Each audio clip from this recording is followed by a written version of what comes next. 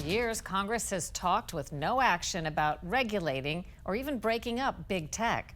Now there appears to be bipartisan support for doing something. The question is, exactly what? I spoke about that with Congressman Ken Buck, the lead Republican on antitrust issues on the House Judiciary Committee. What are some of the things that the big companies have done that you call into question?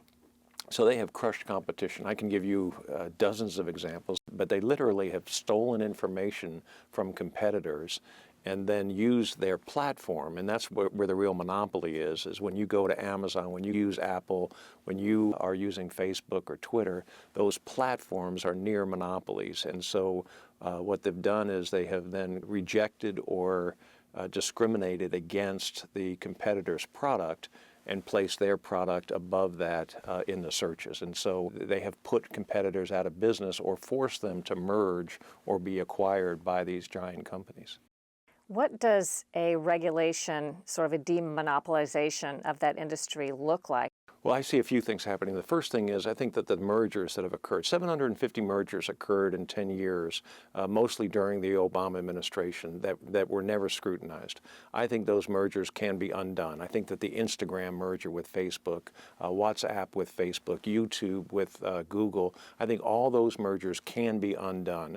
I also think that when mergers are prohibited, or at least the burden shifts from the government to the company, to the monopoly, to prove that the merger is pro-competitive as opposed to the government having to prove that it's anti-competitive, I think at that point you slow down the unfair growth of these companies and you allow the smaller competitors to grow and compete and gain market share. And I'm not suggesting that, other than the merger situation, that Facebook or Google can be broken up, but I am suggesting that their rapid growth can be slowed and allow competition in the marketplace.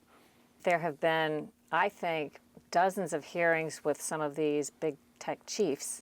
Mr. Zuckerberg, why should we trust Facebook to make the necessary changes to ensure user privacy?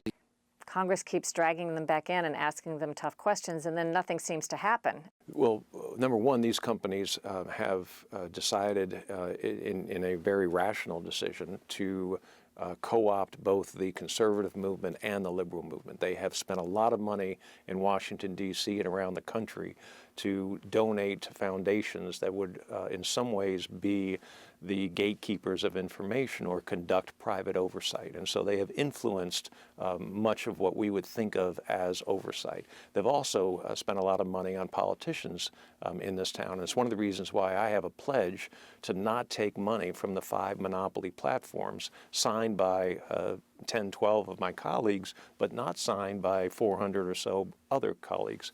And so I think it's really important that we walk away from that kind of money in this town. But they have been very influential and they have been very strategic in how they've gone about it.